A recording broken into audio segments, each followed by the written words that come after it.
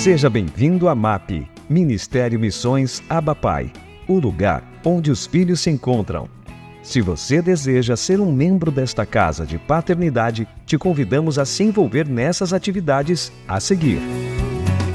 O primeiro passo para ser um membro da MAP é participar do Familiarizando, onde é apresentado todos os ministérios, lideranças e movimentações.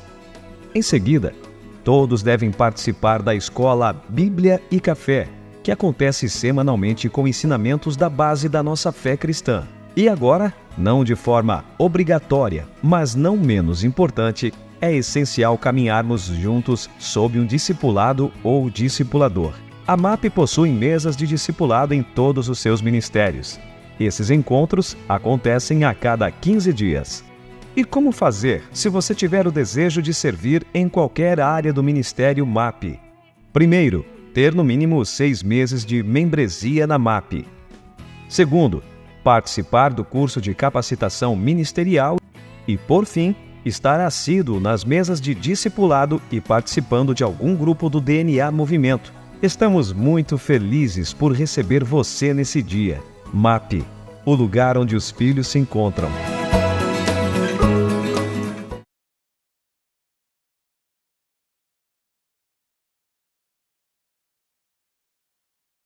Você já elogiou essa pessoa que está do seu lado? Não elogio para quem está perto de você, na tua frente. Fala para ele: olha, não sei se é impressão minha, mas como você está emagrecendo, você está mais magro. Pensa um elogio bom que a gente gosta, né, irmão? Não elogio, diz: olha que cabelo bonito, né? O careca não olha para cima, irmão. O careca tu tenta achar outra coisa para elogiar, o olho, alguma coisa. Glória a Deus. Há um sentimento de gratidão hoje pairando nos nossos corações, né? É um dia em que o Senhor fez para nós celebrarmos a sua ressurreição.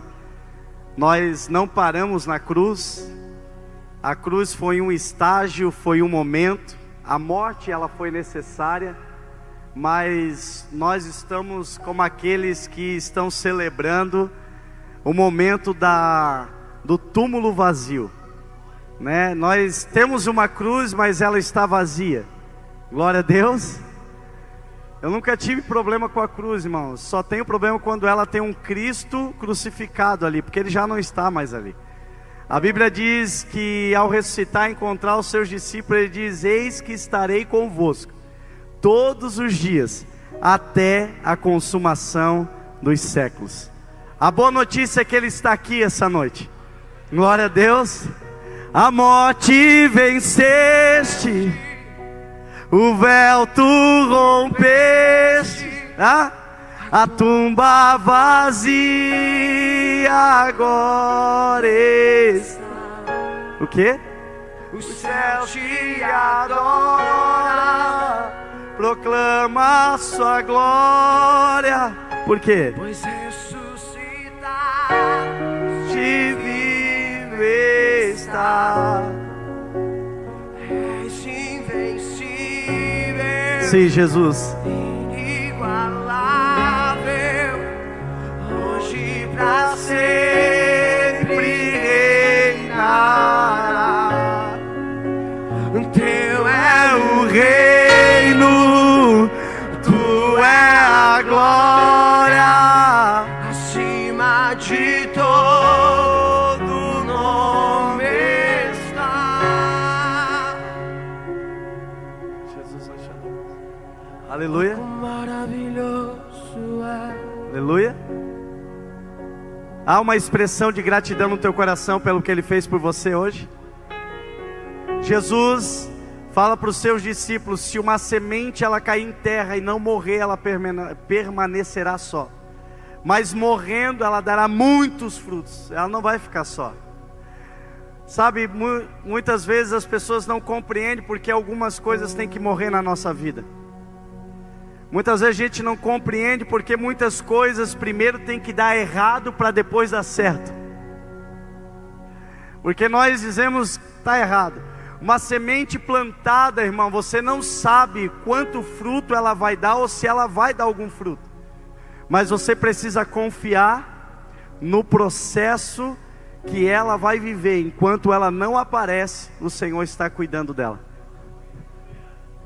Pastor, o que o Senhor está dizendo? Eu estou dizendo que tem coisas na nossa vida que nós precisamos perder para entender, que nós precisamos perder para compreender que o que Deus tem para nós é muito maior do que aquilo que a gente perdeu, que o que Deus tem para você é muito melhor do que aquilo que ficou para trás. Ei, meu irmão, a cruz era o caminho, a cruz não era o destino. A cruz para mim e para você é um caminho, é um estágio do processo, não é o fim de tudo. Quem está me entendendo diz um amém. E você precisa compreender isso, porque Jesus disse: quem quiser vir após mim, negue-se a si mesmo, tome a sua cruz e siga-me. Não existe evangelho sem cruz. O evangelho precisa da cruz. O evangelho tem cruz nele. Por quê, pastor? Porque cruz é um meio de um processo de Deus para desenvolver em você aquilo que Ele gerou em você. Porque o que Deus tem para você não vem de fora, já está aí dentro. Só que precisa morrer para florescer. Quem está me entendendo aqui? A semente, você olha ela e você diz: como é que pode um pé de laranja sair disso aqui? É que está ali dentro. Só que para sair e florescer, ela precisa primeiro morrer. Então, pastor, qual é a boa notícia do evangelho? A boa notícia é: Ele tem uma cruz para cada um de nós. Só que a cruz é o meio do caminho. Quem já viveu o meio do caminho aqui? Alguém já viveu o meio do caminho? Eu costumo dizer que o meio do caminho é o tempo mais difícil. Quem já correu uma maratona, irmão? Quem já participou de algumas corridas, né, uns desafios. Uma vez eu fui tentar fazer isso e não pensei mais em fazer a mesma coisa. Não, foi uma vez só que eu pensei em fazer isso. O meio do caminho é o seguinte: quem já participou de uma maratona, uma dessas corridas, um circuito de 5 ou 10 km, eu lembro que quando eu fui me inscrever para aquela vez, eu me inscrevi no de 10, irmão, e tinha de 5. Eu digo: que 5? 5. Eu vou no 10. Para aqui, 5. Irmão, eu fui, irmão. Eu inventei de ir nessa corrida. No meio do caminho me deu um negócio chamado canelite, uma inflamação no osso da canela. Irmão, eu clamei tanto por socorro, eu clamei, sabe? Eu disse: Senhor, que vergonha vai ser para mim não chegar no final desse negócio. Eu preciso ir, aquela dor intensa, cãibra, é tudo que tu pode imaginar. Só que isso acontece no meio do caminho, porque eu lembro que quando eu cheguei lá, pastor, eu não sei quantos aqui gostam de bater uma bolinha, gostam de jogar um futebol, mas deixa eu te contar um segredo. O mais ruim é o sempre que se veste melhor. Você sabia disso? Para ele poder ser escolhido. Eu lembro que eu sempre botava uma melhor chuteirinha, um meião, chegava aquecendo. Todo mundo que não conhecia já dizia: eu quero ele primeiro, ele é no meu time, eu dizia. Só que, irmão, logo me botava pro gol. Quer agarrar um pouquinho lá, não quer ir um pouco no gol? Eu digo: não, vamos lá. E eu lembro que quando eu cheguei todo animado para aquela corrida, nós aquecendo, tinha um professor de educação física, ele aquecendo, e né, nós ali e tal, e eu todo animado. E quando deu a buzina que a gente saiu correndo, irmão, você imagina o nível de adrenalina que eu estava sentindo, de alegria, de ânimo, até chegar no meio. Porque o meio, você não tem mais a empolgação da saída, e você não tem mais a expectativa da chegada, porque você não consegue enxergar a linha de chegada. E a cruz é o meio. A cruz é aquele momento que você não tem mais empolgação. Lembra quando você casou? Quando você começou a namorar? Quando vocês começaram a se apaixonar, a se olhar um para o outro? Lembra aquele começo? Mas daí chega o meio. E o meio para alguns vem nos 3 meses. Não, estou brincando. Se tem no 3 meses o meio, irmão, nós temos que orar. Mas não tem aquele momento que entra numa crise, que parece que um fala espanhol, outro fala russo, ninguém está se entendendo. Aquele momento que você olha e começa a pensar: será que é isso mesmo? Esse é o meio do caminho, esse é o momento da cruz. Por que, pastor, a cruz? Porque nesse momento do meio, você não tem a empolgação da saída e a expectativa da chegada. O que você tem? Você tem uma palavra de Cristo na tua vida.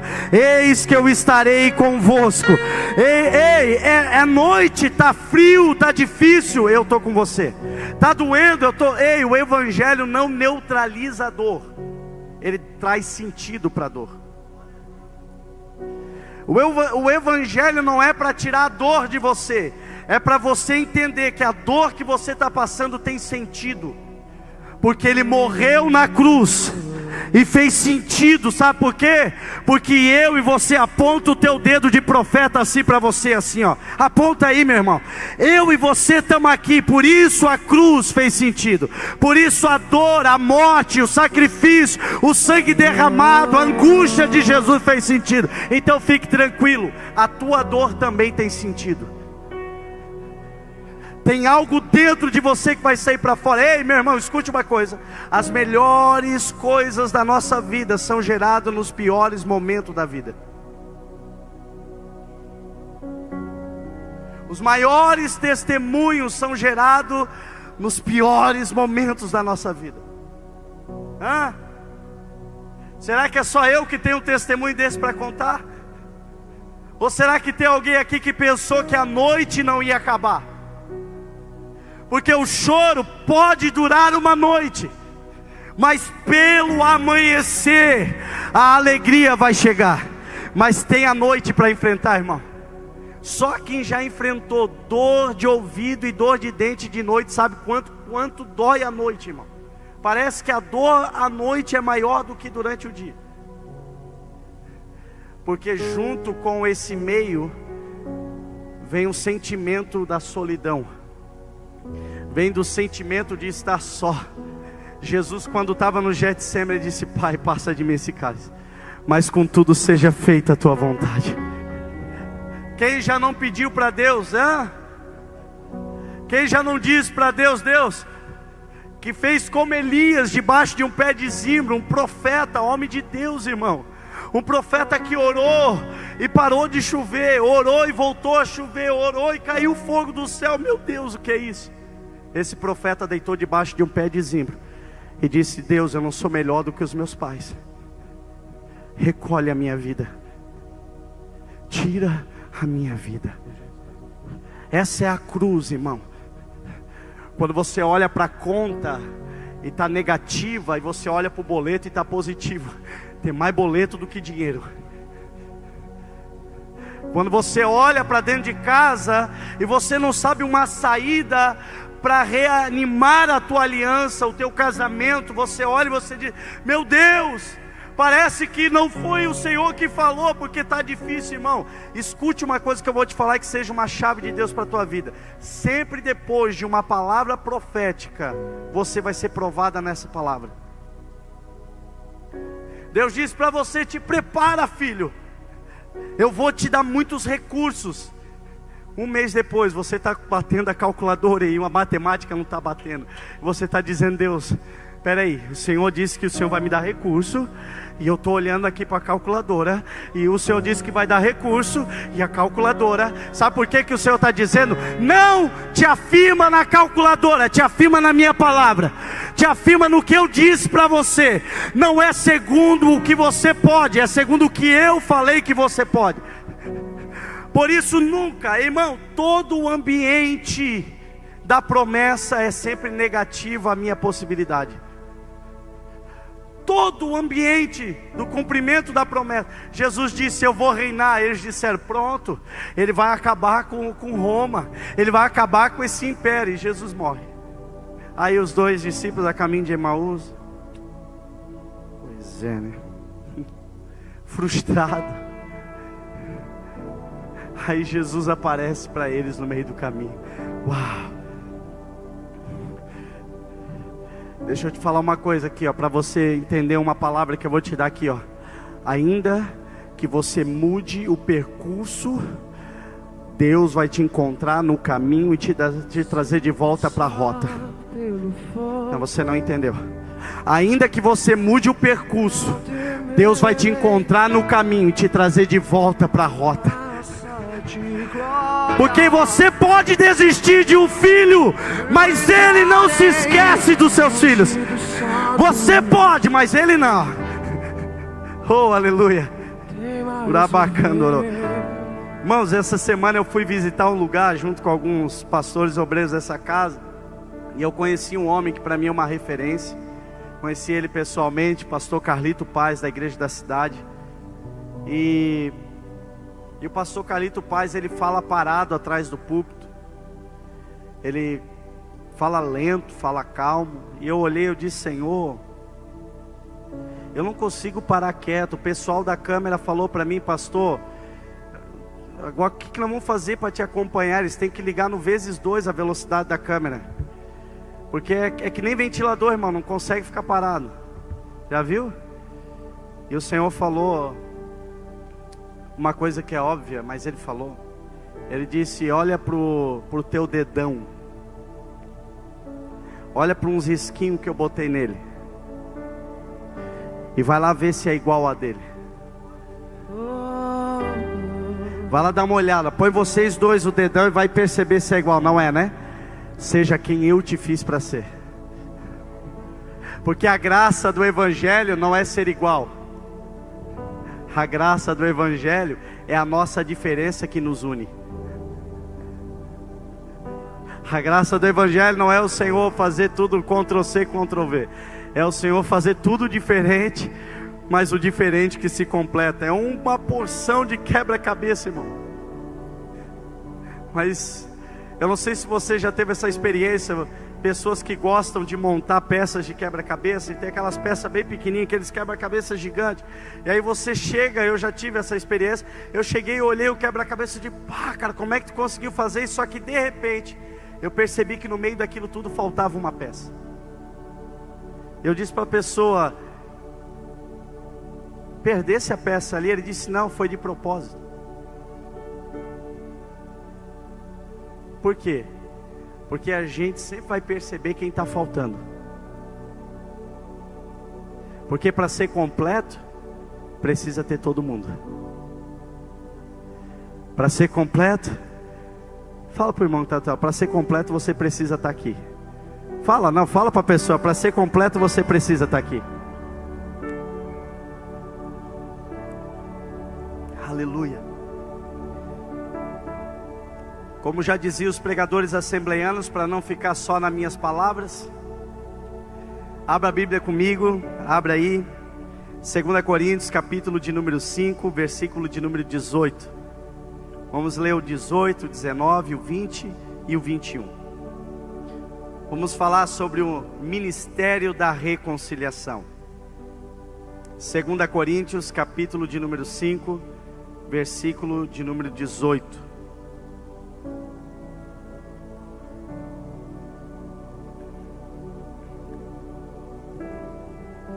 Diz assim: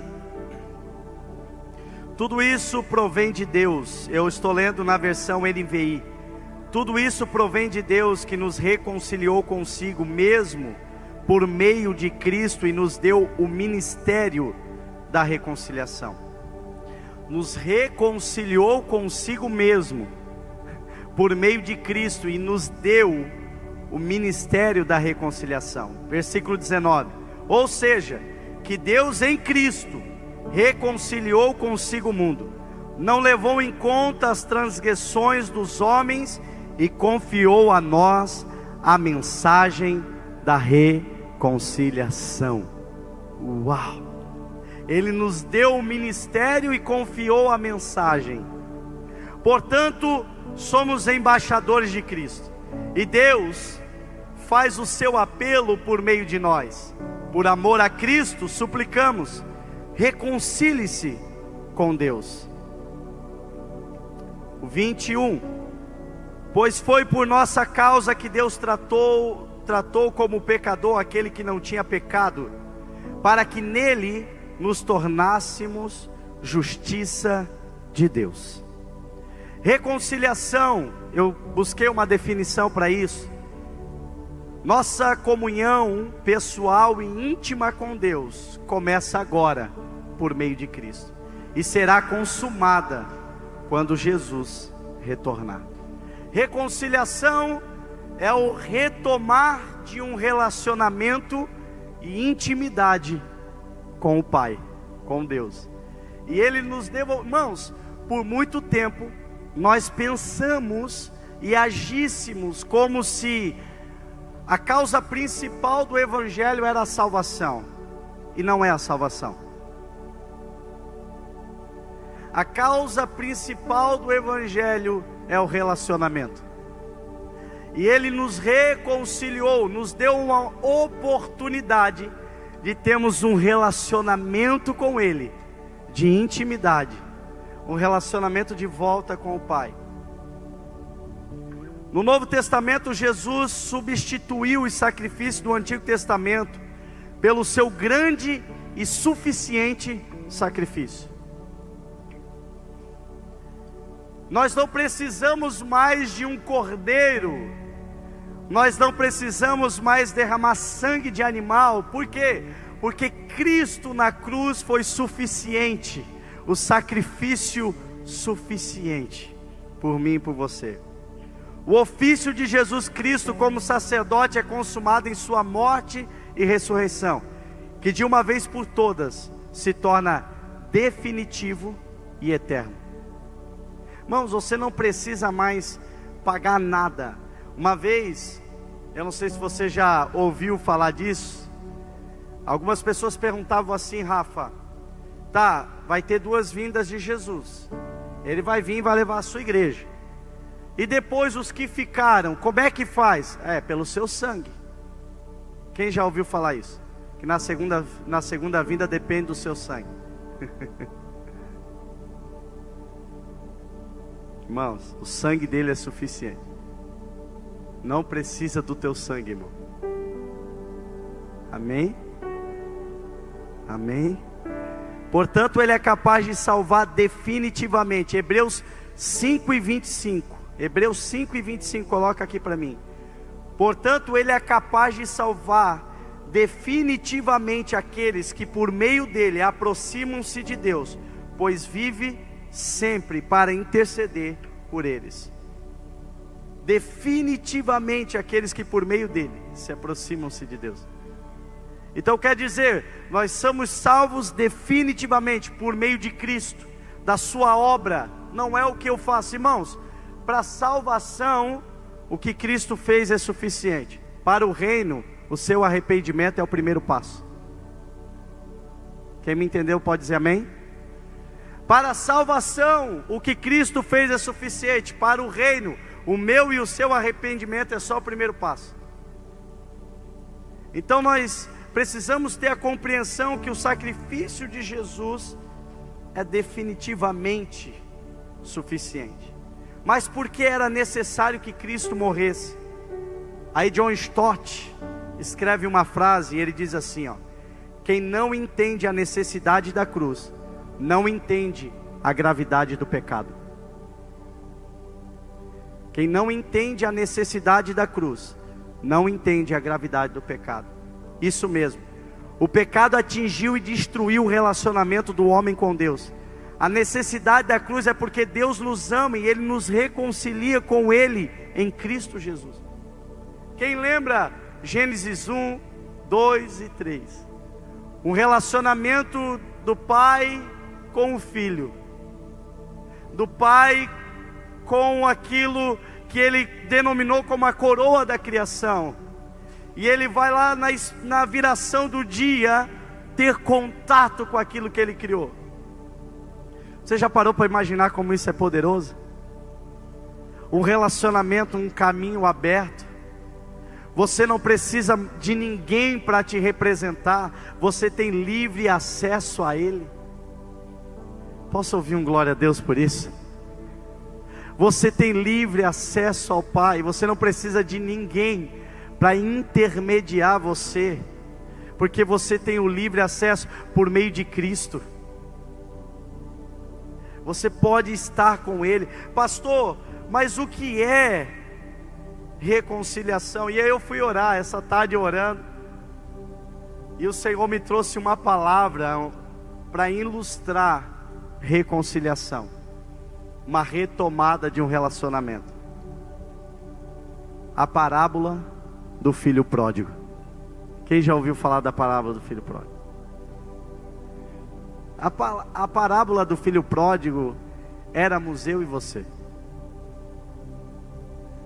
A parábola do filho pródigo, ela representa a reconciliação de um filho com um pai amoroso. A história diz que um homem tinha 2 filhos, né? E uma coisa que é interessante, irmão, que o título dessa parábola não é a história do filho pródigo. O título dessa parábola é o pai que tem 2 filhos. Porque a ênfase não está no filho que sai, a ênfase está no pai que recebe o que saiu. Posso ouvir um amém por isso?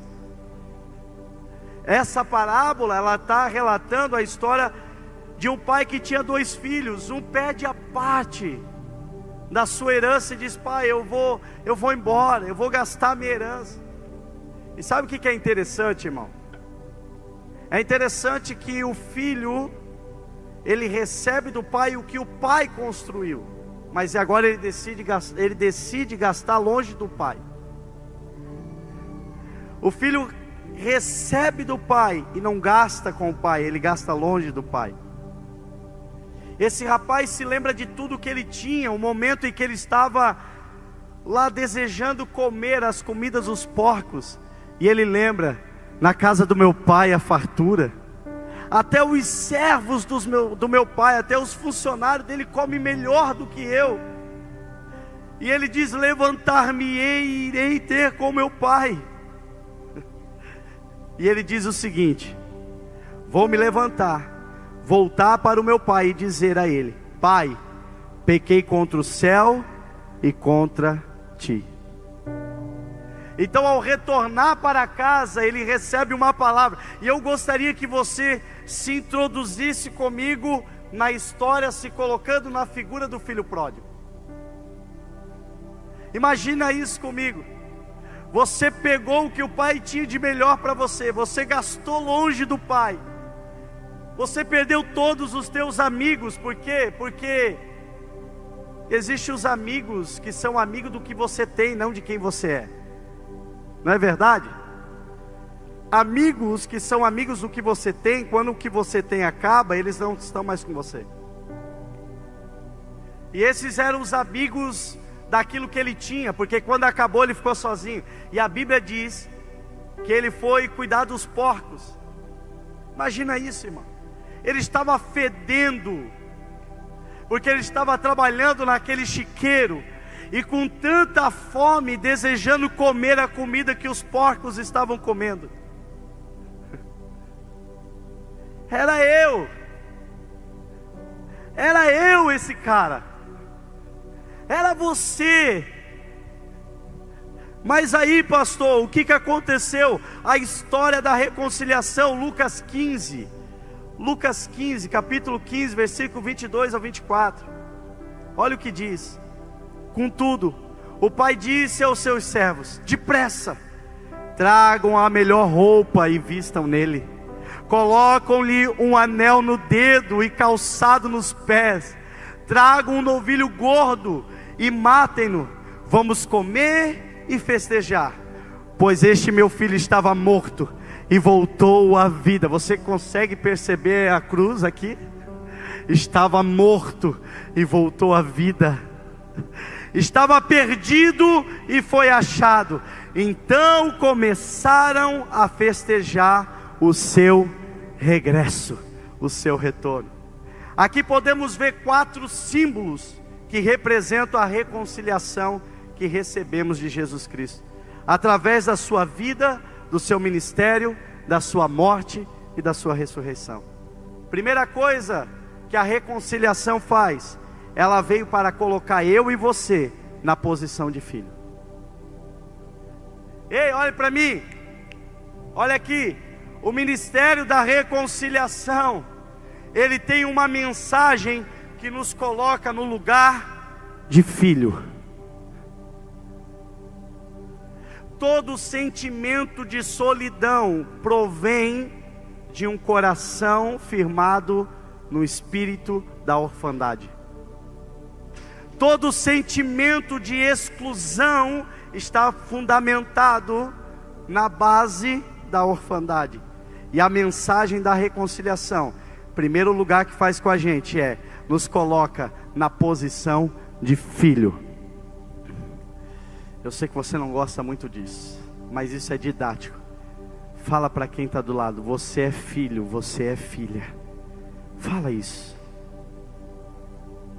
Irmãos, a grande verdade é que nos últimos anos no Brasil foi pregada uma mensagem de paternidade, sim ou não?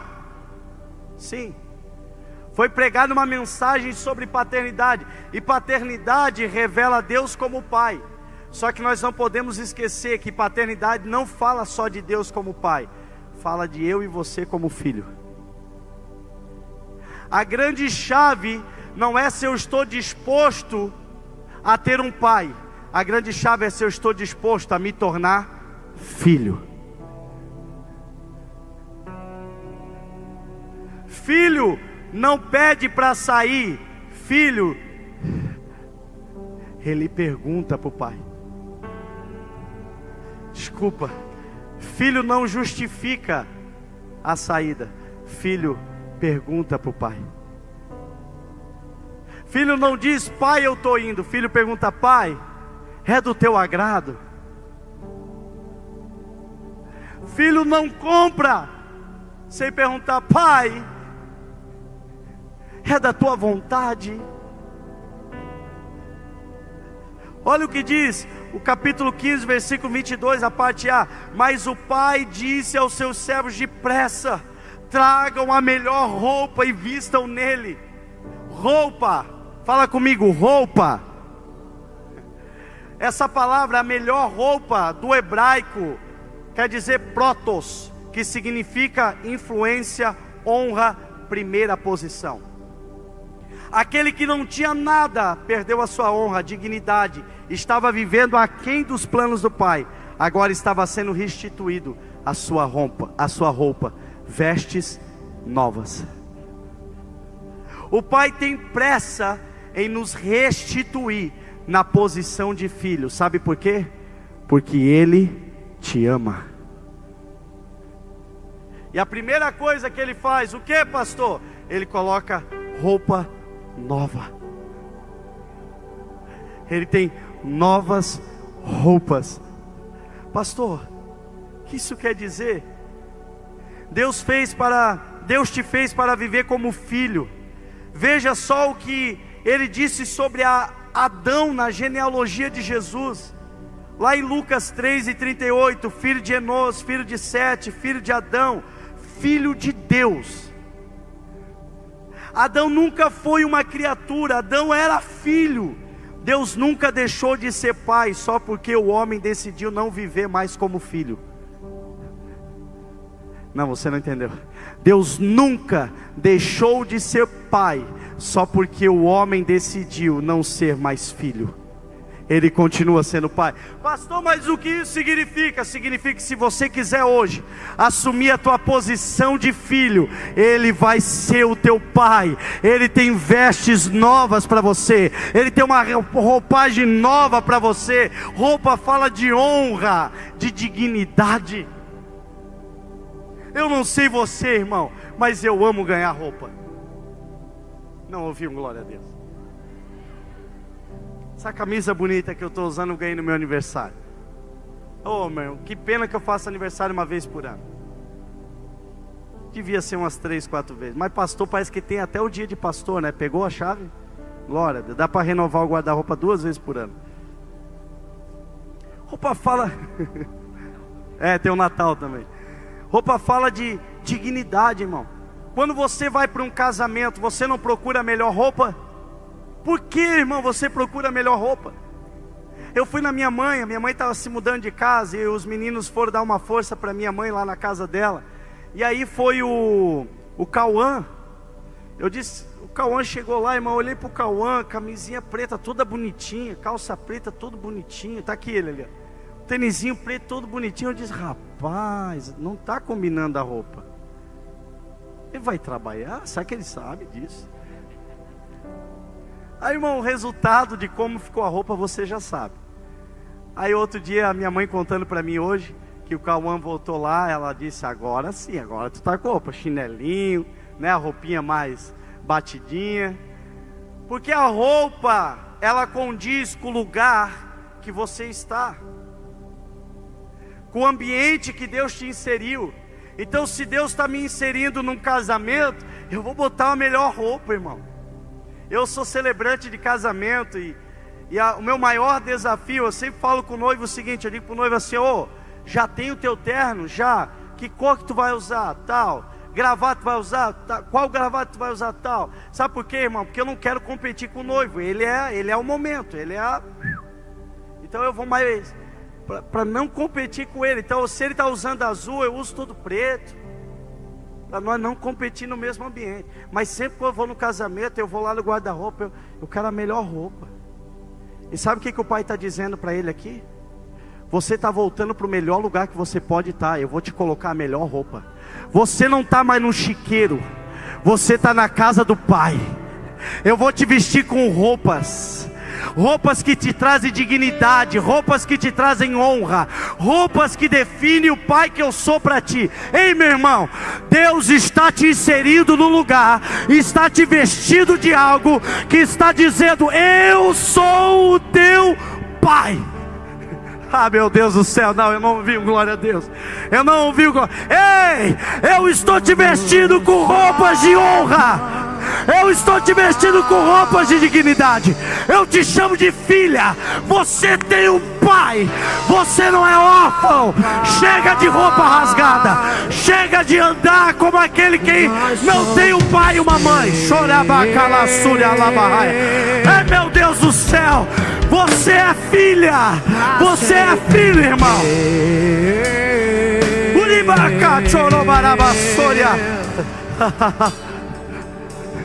A Bíblia, a mensagem diz o seguinte: rápido, traga uma roupa decente para ele. Rápido. A roupa precisa estar à altura do filho. Havia nesse momento uma restituição de duas coisas: dignidade e identidade. Dignidade e identidade. Ele estava restituindo dignidade e identidade. Sabe por quê, meu irmão?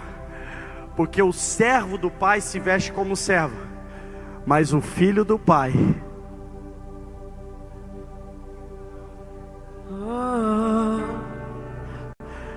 ei, se ele me disser para trabalhar como servo, eu vou. É isso que o filho pensou. Eu vou dizer para o pai: me dá uma posição lá para cuidar, me dá um lugar de servo. Não. Eu deixei de ser filho, mas ele não deixou de ser pai. Quando eu me torno filho, ele continua sendo pai. Ei, irmão, olhe para mim. O homem pecou. O homem falhou com Deus. Ele desobedeceu o pai. Mas a Bíblia diz que o pai não deixou de estar presente no encontro. O que tu está dizendo, pastor Juan? Não importa o quanto você tem pecado, o quanto você tem errado, estar longe dele não vai te ajudar a sair desse lugar. Volta para ele. Volta para ele. Volta para ele. Volta para ele. Ele tem roupas para você. Contudo, aos que receberam e aos que creram em seu nome, deu-lhes o direito de se tornarem filhos de Deus. Pega essa, Satanás. Quando você fala assim, ó, eu sou filho de Deus, o diabo sai de baixa ré assim, ó. Porque você tem um título que ele não tem, você tem um lugar que ele não tem, você tem um amor que ele não pode receber, você tem uma honra que ele não tem. E quando você entende a honra que você tem, ele olha para você e diz: não,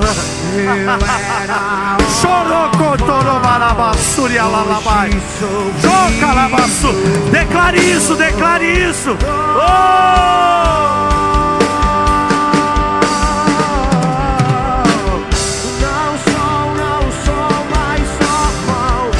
Agora filho sou, não sou mais órfão. O Pai me adotou. Não sou mais órfão. Agora filho sou, não sou mais órfão. As vestes da força e da dignidade são as roupas dos filhos de Deus. Esse versículo nos convida a colocarmos essa roupa. É como se estivéssemos nos preparando para uma grande festa. Certamente, quando você se prepara para ir a um casamento, você escolhe as melhores roupas.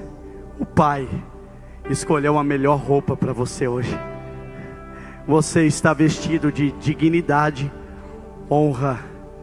Você está vestida, filha, de dignidade e de honra. Você está vestido, filho, de dignidade e honra. O que te traz honra não é o dinheiro que você tem na carteira, nem a conta que você tem para pagar. O que te traz dignidade e honra é o fato de você poder dizer: meu Pai, eu sou teu filho, Pai. Oh meu Pai, eu tenho um Pai. Deus está mexendo com algumas estruturas aqui hoje. Deus está mexendo com algumas estruturas. Sabe por quê? Porque o evangelho da cruz é do unigênito que se tornou o primogênito. Pastor, me explica melhor. É do único filho que se tornou o primeiro filho. Por quê? Porque tem eu depois. Porque tem você depois. Ele não é mais o unigênito. Agora ele é o primeiro. Por quê? Porque tem eu e você, irmão. Dá um soquinho assim no teu irmão aí e diz: valeu, mano. É nóis.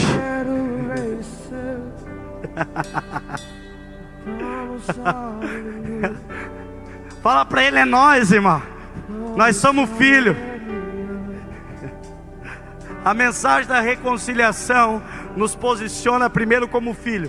E depois, pastor, essa mensagem dar a mim e a você uma família para pertencer.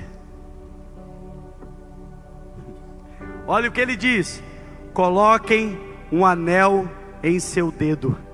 Fala anel comigo. A mensagem diz assim: tragam também o anel da família. Isso mesmo, o anel da família. Ao ser restituído da posição de filho, você recebe o anel que representa a sua família. Em Cristo Jesus, nós recebemos o direito de pertencer à família de Deus. Você tem uma família. Todo sentimento de solidão provém de um coração que está baseado em orfandade. Mas hoje o Senhor tem roupas de filho e anel de uma família para te dar. Efésios 2:19 e o versículo 20 junto. Efésios capítulo 2, versículo 19 e 20. Diz assim, ó: portanto, vocês já não são mais estrangeiros nem forasteiros, mas concidadãos dos santos e membros da família de Deus, edificados sobre o fundamento dos apóstolos e dos profetas, tendo Jesus Cristo como a pedra angular. Nós pertencemos a uma família. Não é sobre frequentar um lugar, ouvir uma boa palavra, conhecer novos amigos, estar envolvido num ambiente tranquilo e bom para se estar, mas é sobre pertencer a essa família. Carlito Paz, pastor Carlito Paz, ele tem uma frase que ele diz assim, ó: A igreja não é um lugar para frequentar, mas uma família para pertencer. MAP, onde os filhos se encontram. Posso ouvir um glória a Deus melhor aí? Enquanto não nos conectamos à família de Deus, podemos até mesmo sermos salvos, mas ainda não descobriremos o que é viver como filho. Nós até podemos ser salvos, mas nós não descobrimos o que é viver como filho. Quem lembra do irmão mais velho que ficou na casa do pai? Lembra? Quando ele recebe a notícia que o irmão voltou para casa, ele diz: ah, pai, o senhor nunca matou um novilho para mim, o senhor nunca deu uma festa para mim. Aí o pai olha para ele e diz assim: ei, cara, tudo que é meu é teu. Porque não basta estar no lugar, você precisa se sentir pertencente a esse lugar. Não basta ir à igreja, você precisa sentir pertencendo à família de Cristo. Porque o que muda não é o lugar que você frequenta, mas é a família que você pertence. E essa família é muito linda. É quase aquilo lá, irmão. Tem tudo isso. É aquele almoço que começa com riso e acaba com choro. Isso é ser família, irmão.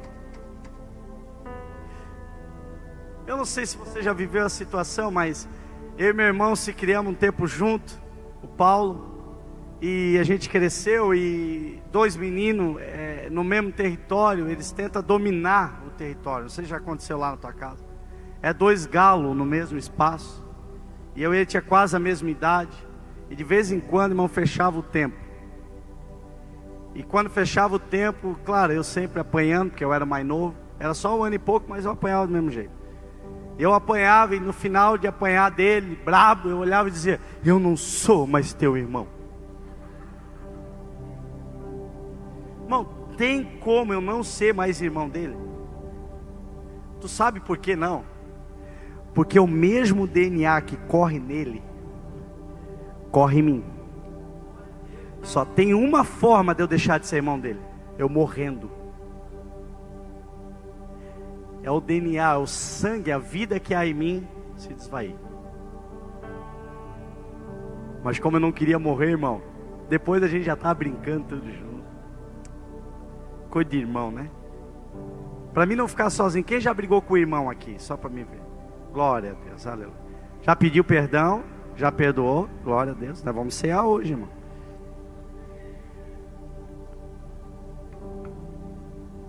Você pertence a uma família, irmão.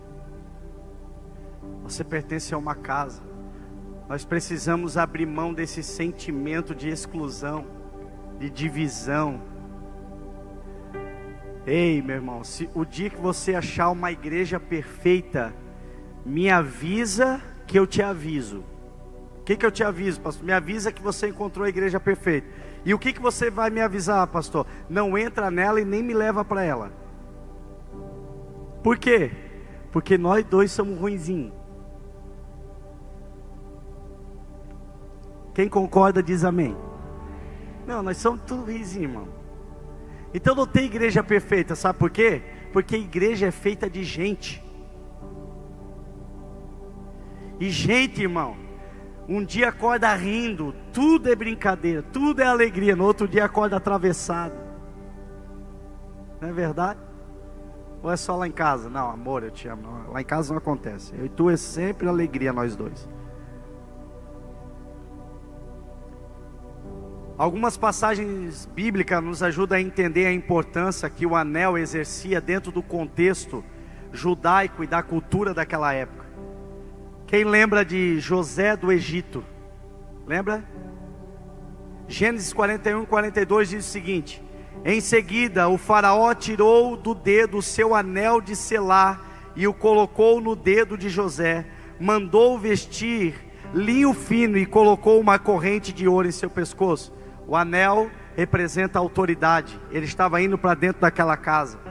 Esther 8:8 escrevam agora outro decreto em nome do rei, em favor dos judeus, como melhor lhes parecer, e selem-no com o anel, selo do rei, pois nenhum documento escrito em nome do rei e selado com o seu anel pode ser revogado. Deus nos vestiu com roupa de honra e dignidade e nos deu um anel de autoridade.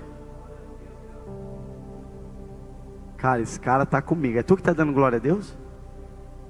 Depois nós vamos fazer alguma coisa junto, cara. Eu vou pagar um... Não vou pagar não vou pagar. Não vou pagar não. A Márcia disse que não é para nós fazer lanche hoje, que nós entramos no plano fitness agora. Vamos ver, né? Vamos ver, ô glória.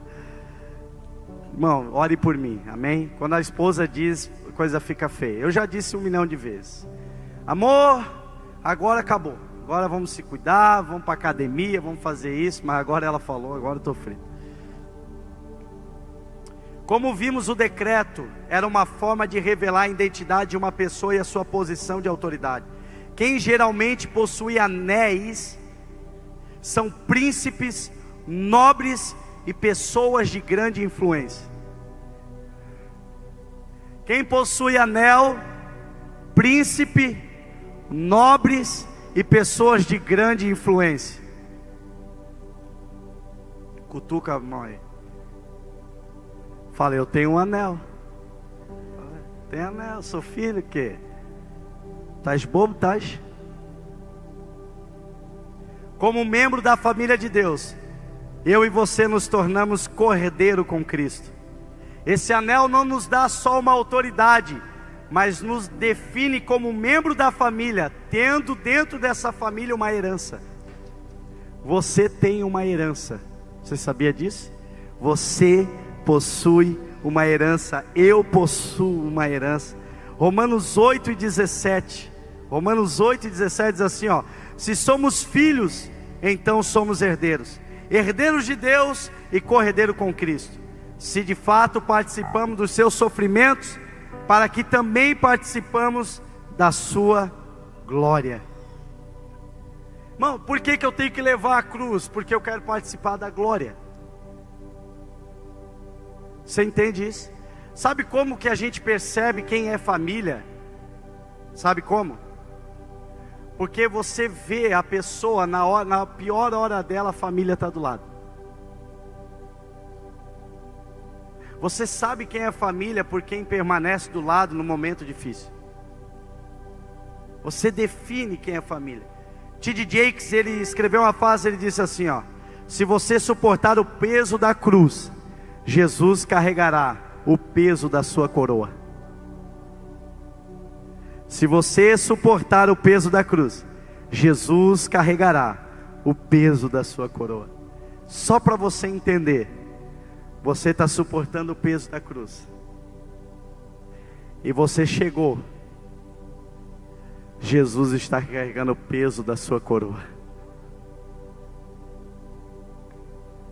Você entendeu? O peso da coroa Ele carrega para pôr sobre você. Sabe por quê? Porque quem carrega um anel, príncipe, nobres e pessoas de grande influência. Aleluia. Quem está feliz, dá um glória a Deus aí, irmão. Você não apenas recebe um anel da família, mas você recebe o selo do Espírito Santo para uma nova vida. Por último, a mensagem da reconciliação veio para entregar a mim e a você uma missão e um propósito para cumprir. Fala comigo, calçados.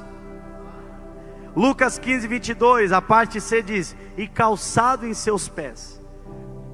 É impossível ser reconciliado com Deus e não entender a importância de servir o Pai. A grande pergunta que fica para nós ao olhar o retorno do filho pródigo para casa é a seguinte: o que o filho que retornou para casa fez no dia seguinte? Porque quando ele chegou, teve festa. E o dia seguinte, o que ele fez?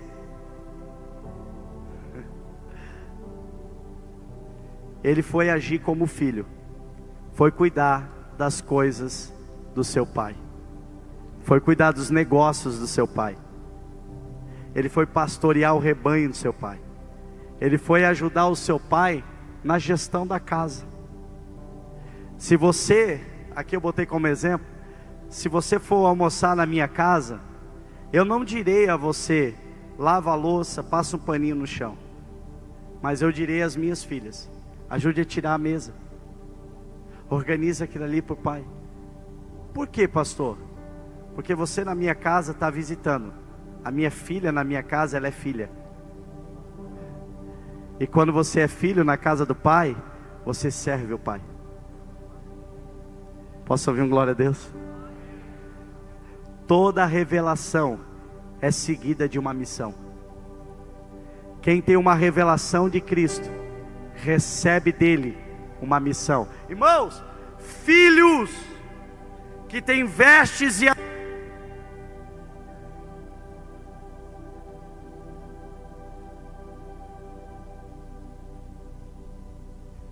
Vamos ver? Foi. Deu um tapinha santo aqui, né? Glória a Deus. Filhos que recebem anel, recebe veste, ele recebe também uma sandália.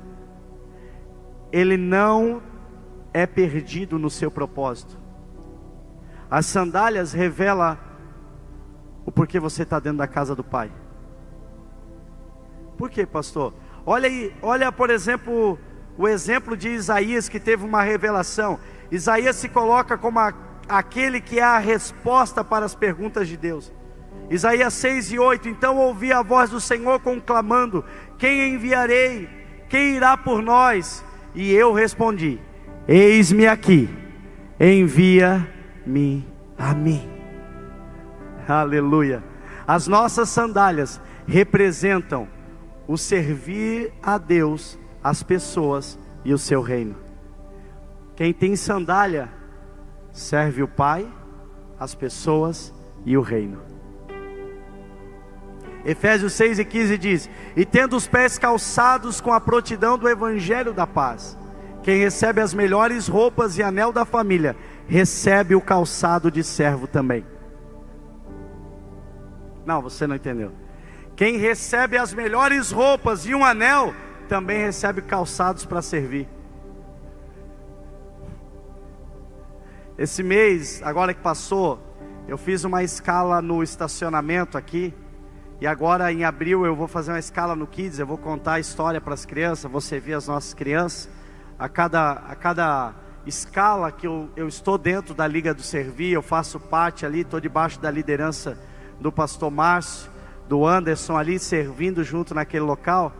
E eu amo estar nesse lugar. Por quê, pastor? Porque além dele botar uma roupinha em mim e um anelzinho, ele botou uma sandália para me servir. Quem é filho serve. Fala para ele, fala. Quem é filho serve, fala para ele do teu lado, fala. Quem é filho serve. Na mensagem da reconciliação encontramos nossa vocação e destino.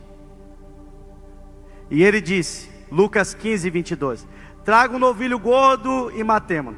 Vamos fazer uma festa e comemorar, pois este meu filho estava morto e voltou à vida. Estava perdido e foi achado. E começaram a festejar.